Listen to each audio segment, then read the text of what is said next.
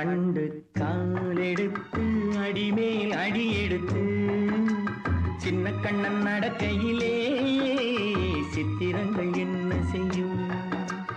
அல்ல தண்டு காலெடுத்து அடிமேல் அடி எடுத்து சின்ன கண்ணன் நடக்கையிலே சித்திரங்கள்